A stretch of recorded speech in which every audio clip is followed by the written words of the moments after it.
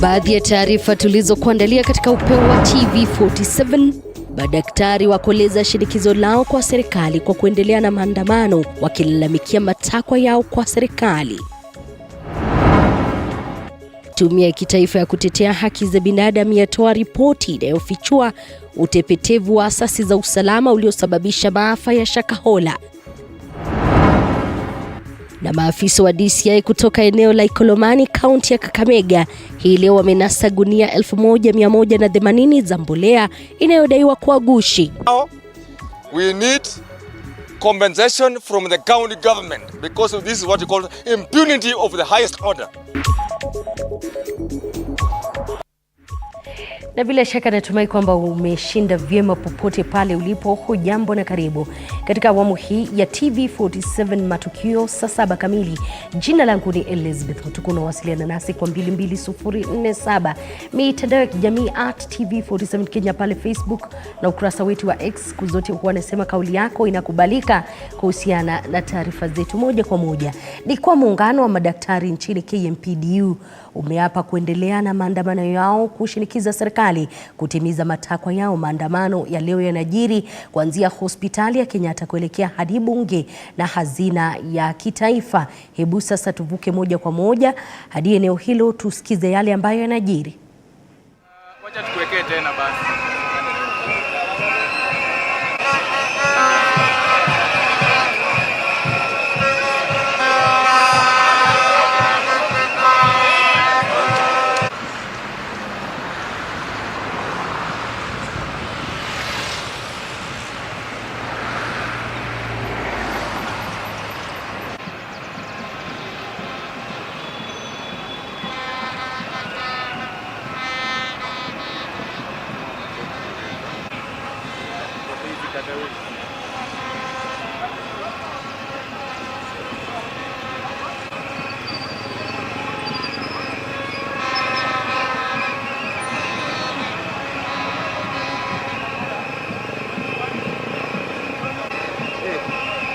Unaona?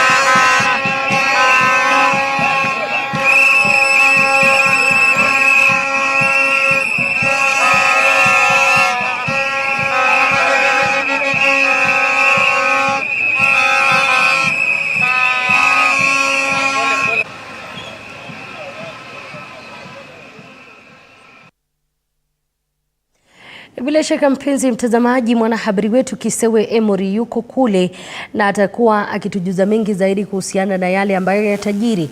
Na ni wazi kwamba mgomo wa madaktari utaendelea huku ukiingia siku ya 9 hadi masuala yote walioibua yaangaziwe na serikali. Hii ni baada ya mkutano ulioandaliwa jana Alhamisi na ambao uliwaleta pamoja wadau mbalimbali, ikiwa ni pamoja na mkuu wa utumishi wa umma Felix Koskei, waziri wa afya Susan Humicha na maafisa wa chama cha madaktari nchini KMPDU, miongoni mwa wengine, kukosa kuafikia chochote. Akiwahutubia wanahabari baada ya kumaliza mkutano huo, Koskei alisema kuwa serikali ipo tayari kuangazia masuala yaliyoibuliwa na madaktari, kuanzia masuala ya dharura ndio yatapewa kipaumbele.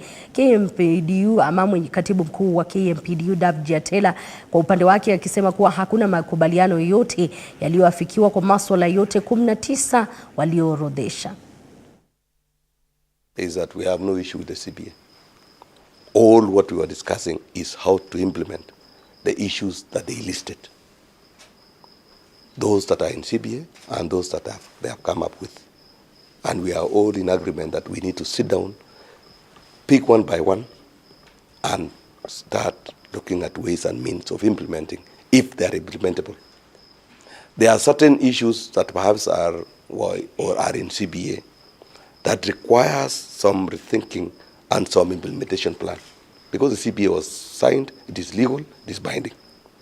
And that is where we are. We are saying, let us sit down, the committee will look at them, prioritize those which are very urgent, the ones that can wait because of fiscal situation, so that we can progressively implement one by one, and those which are immediate and urgent can be done at the first instance. So we have no issue with the CBA because it was signed, but we have an issue on how to implement the method and the implementation plan, because that is what we are trying to sort it out. A very long meeting, very long, lengthy discussions, because we were trying to break down the issues and categorize them into the immediate resolutions, the mid-term and the long-term, and also they were cutting across in the counties and those also for national governments. But for today's discussions, we didn't agree on any of those particular issues. So we just formed, there's a task force that we agreed to form to now prioritize them so that we can have a concrete discussion on them from tomorrow. So that's the status. So the strike is still on? Yes, the strike is still on as it was. So the status could remain. The strike is still on. Bila shaka huoni mkutano wa hiyo jana. Kwa sasa tunarejelea taarifa hiyo ambapo maandamano yanaendelea kutoka Kenyatta Hill wakiwa wapo pale katika eneo la CBD karibu na maeneo ya bunge na pia kuelekea katika hazina ya kitaifa. Lakini kwa sasa turuhusu tusikie katibu mkuu wa muungano wa madaktari KMPDU, Daktari Davji Atela ambaye anazungumza kwa sasa. They have not read our strike notice. They have not delved into the issues that we get, our issues for the last 9 days we have been on strike. So we want them to understand the issues and be ready to sort them out. They call us again. Because we were in a meeting for 7 hours and there's nothing of those strike notice that they were ready to implement. So I keep on saying that this strike, we have joined the government. And it's the government to call it off when they're ready. If they want to take it 7 years, we'll be ready. If they want to take it 100 days, we'll be ready. But they should not victimize us, or they should not threaten us with empty, they should not try to threaten us or to try to say they'll victimize us, or they'll fire doctors, or they'll chase them away. There's no amount of victimization or intimidation that will make us succumb to our demands. The demands that we've given out have to be implemented because they're basic things, the basic rights that have to be done. They signed a CBA, which is a court order for 7 years now. We went to court and got the basic salary arrears 2 years now. So they can't tell us about court orders if they have not complied with this court order. Thank you. So our strike will continue until the government gets ready to call it off. Yes. Yes. My name is Juma from the Star. Kwingineko ni kwa tume ya kitaifa ya kutetea haki za binadamu KNCHR imetoa ripoti ya uchunguzi wa utepetevu wa asasi za usalama uliosababisha vifo vya zaidi ya watu 429. Ripoti hiyo ikifichua kwamba majinsi maafisa wa polisi walivyopuuza ripoti zilizotolewa kuhusu matukio shambani Shakahola ambapo mhubiri tata Paul Mackenzie aliwahadaa wafuasi wake kufunga hadi kufa ili waelekee mbinguni. National security and administration structures left the followers exposed to harm, injury and abuse. 4 is the abuse of the freedom of conscience, religion, belief and opinion. The ministry abused the right to freedom of conscience, religion, belief and opinion. It exploited people's vulnerabilities and recruited hundreds of followers through direct fellowship, television and the YouTube broadcasts. While the Commission appreciates and supports the efforts by the state to hold the perpetrators to account and bring justice to the survivors and their families, the Commission continues to be greatly concerned by the inordinate delay in concluding the investigations and the holding of the 95 suspects in penal custody for close to 9 months before charging them. This delay has caused severe anxiety and distress to the suspect and affects their rights of a fair hearing and trial. And we also ask Parliament to call for complete and accurate disclosure and release of information and data relating to the Shakahola tragedy that is in the custody of the state. To the Attorney General, we ask that they review the Prevention of Terrorism Act, which erodes constitutional safeguards on the rights of persons deprived of liberty on indeterminate pre-charge detention. To the Ministry of Labor and Social Protection, State Department for Social Protection and Senior Citizen Affairs, we recommend that they protect and ensure the rights of all children held in private rescue centers and ensure that they are timelessly reunited with their kin unless they are perceived to be in danger of radicalization. Kwingineko ni kuwa kinara wa chama cha Wiper Kalonzo Musyoka na mwenzake wa DAP Kenya Eugene Wamalwa wameisuta serikali kwa kulemaza wa Kenya na ushuru. Viongozi hao waliapa kuendelea na pingamizi zao kwa ushuru wa nyumba na wakulima, kusema kwa serikali ya Rais William Ruto haiwajali kama wa Kenya. Viongozi hao vile waliitaka serikali kushughulikia mgogoro wa madaktari, huku wakisema kuwa muungano wa Azimio bado upo pamoja. Kutoka Kisii, viongozi hao watafululiza hadi kaunti ya Migori. We have to caution our fellow citizens against the excesses of this Kenya Kwanza regime.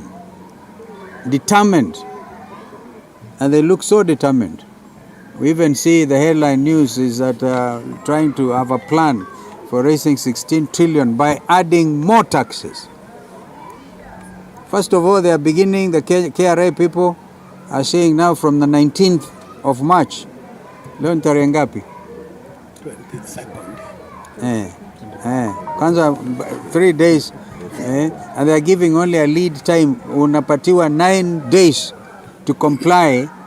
Employer ana remit 1.5% na kila mtu 1.5%. Yani ni mupende musipende kind of mentality.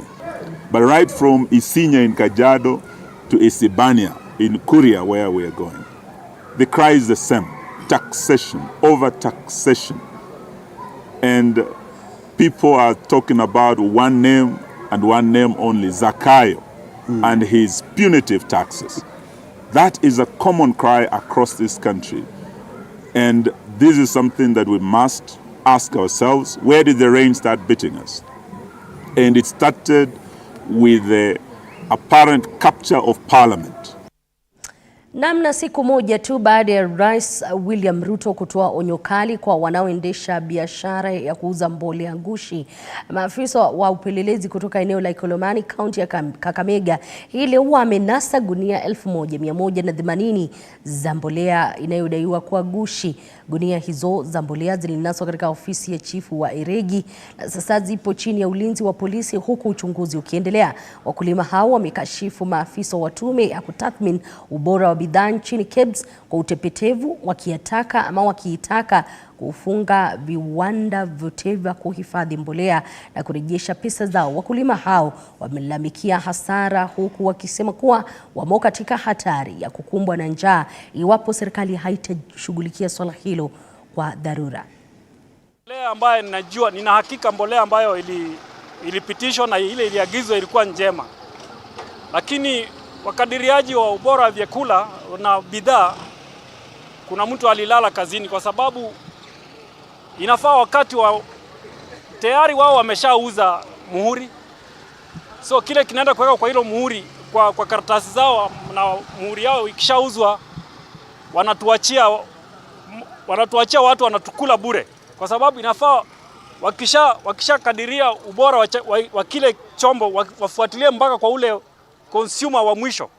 Na tayari tumeshanunua, watu wengine wamepanda, ambayo hiyo ni hasara tupu. Afanye compensation kwa wale wakulima, kwa sababu washapanda, washalima, washatumia pesa yao. We need compensation from the county government, because this is what you call impunity of the highest order. Wale wakulima wote ambao wamenunua hii mbolea ya county warudishe hii mbolea na walipwe pesa zao, waende watafute mbolea mahali pengine. Ndi tumepatana na mbolea imechanganywa na mawe. Kama jirani yangu amechukua mbolea 19, that is 19,000 na vitu.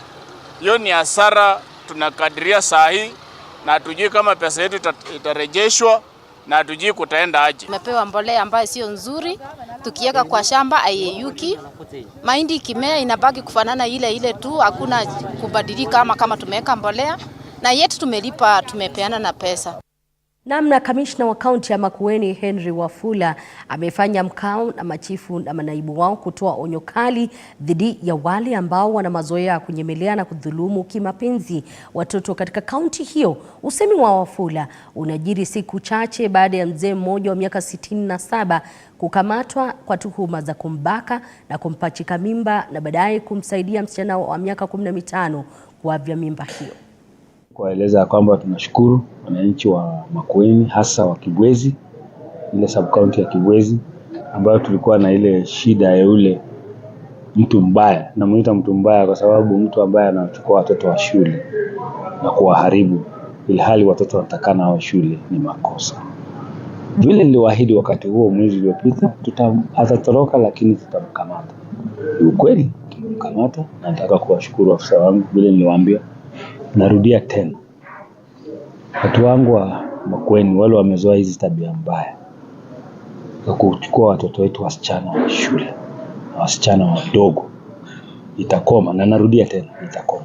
Napenda kumshukuru mama mwakilishi mbunge wa hapa, Mama Rose Mseo mheshimiwa.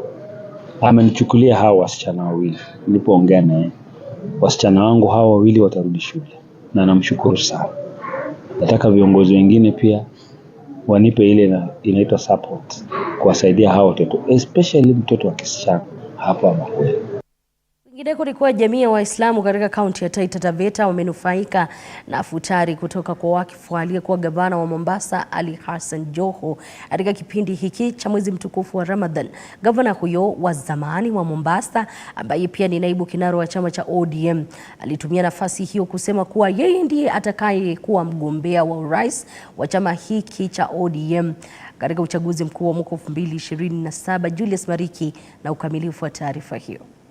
Na ni afueni kwa jamii ya Waislamu katika kaunti ya Taita Taveta kwa kupokea zawadi msimu huu wa mwezi mtukufu wa Ramadhani, ambapo kumetolewa zawadi hizi, ambapo nyuma yangu tayari wanapeana watu hapa maeneo ya Mwatate, ambapo ni zawadi zimetolewa na aliyekuwa gavana wa Mombasa Ali Hassan Joho kwa ushirikiano na mbunge wa Voi Hamisi Chome Abdi pamoja na mbunge wa Mwatate Peter Mbogo Shaki, ili kuwezesha kuendelea kushiriki katika mfungo wa mwezi huu mtukufu wa Ramadhani. Tutakuwa tunapata kauli za baadhi ya wale ambapo wamezungumza nasi. Kwa majina naitwa Halima Sudi, nimetokea area ya Dembwa, maeneo ya Mwatate.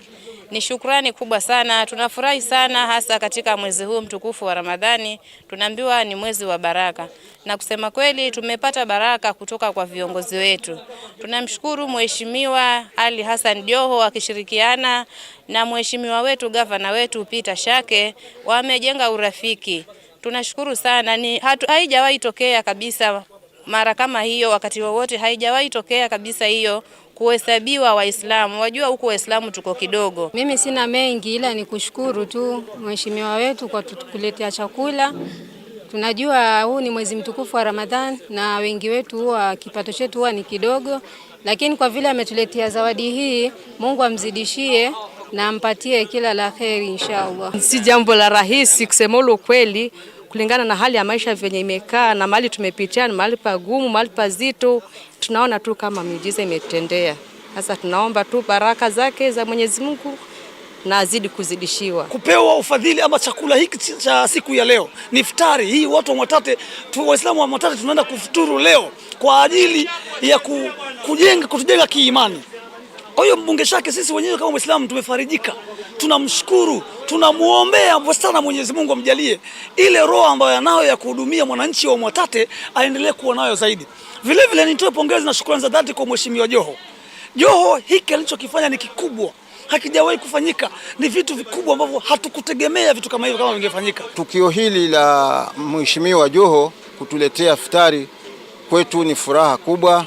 tunamwombea kila la kheri, Mwenyezi Mungu amfungulie zaidi na azidi kuwasaidia walio wanyonge na mayatima na mafukara. Ni jambo la kufurahisha sana kwetu sisi. Kwetu hii ni kufuata maamrisho ya Mwenyezi Mungu kwamba yule aliyenacho basi amsaidie ambaye hana. Na ndizo kauli zao, na kama alivyozungumza ustadhi ni kwamba ni tendo ambapo ni la kutia moyo na la kutiliwa mfano. Nikiripotia TV47 kutoka hapa Mwatate, mimi ni Julius Mariki Mwakibo. Asante sana Mariki kwa taarifa hii. Waziri wa usalama wa ndani Profesa Kithure Kindiki amesema kuwa serikali itatoa orodha mpya majuma mawili yajayo ya kampuni zinazotengeza vileo vya bei ya chini ambavyo vinaruhusiwa kutengeneza vileo hivyo. Kindiki aliyasema hayo katika kaunti ya Embu. Vile vile alisema kuwa serikali itaweka masharti makali imeweka masharti makali ambayo ni lazima kampuni hizo zitimize ili zipewe leseni kama njia mojawapo ya kupambana na pombe haramu. Kindiki kwa mara nyingine tena akiwataka maafisa wa serikali wanaofanya biashara ya baa na maeneo ya burudani kufunga. Second generation manufacturers of alcohol, we are vetting them. We will be announcing in 2 weeks' time a new measures of how many of them will be licensed again, depending on passing the threshold for quality control and public health and safety concerns. And we have also given other measures, up to 25 measures, that will make it impossible for people to use the space of manufacturing second generation alcohol to kill the people of Kenya. We have directed that ethanol be denatured so that it becomes impossible for it to be diverted to distilleries. It can only be used for industrial use and not for alcoholic beverages. And that those 25 measures are in place. We have also asked public officers who own bars to close them, especially public officers who are involved in law enforcement. They must shut down bars even if they are licensed, because it brings conflict of interest if you are running a bar and you are enforcing the law in the same area of alcohol. Na maafisa wawili wa polisi wa utawala wameshtakiwa katika mahakama ya Malaba kwa kosa la kufurusha na kuharibu mimea ya familia moja katika kijiji cha Rwatama, eneo bunge la Teso Kaskazini, kaunti ya Busia. Inadaiwa kuwa wawili hao ambao ni mandugu wanahudumu jijini Nairobi walivamia shamba la James Ekwenye mnamo Agosti mwaka jana lenye ekari 4 alilonunua mwaka 2000 na kupata cheti cha umiliki mwaka 2018 na kuharibu mimea yenye dhamana ya zaidi ya shilingi 1190 kupitia wakili wa mlalamishi Kevin Peter Shiku. Ni kuwa familia hiyo imekerwa na muda ambao kesi hiyo imechukua kuanza kusikilizwa licha ya familia kuendelea kupokea vitisho kutoka kwa maafisa hao. Before Malaba Law Courts, we had a matter before the matter for ELC, that is the Environment and Land Court, where my client was evicted from his property. Unfortunately, since the matter was filed way back in November 2023, the matter has not taken off. Reason being that every time the matter is before court, we are being informed that the court is not sitting. If there's interference, there is another forum to deal with that. We have the anti-corruption or the CIDs who normally deal with the land fraudsters. That is an avenue we can explore in another level. My client has just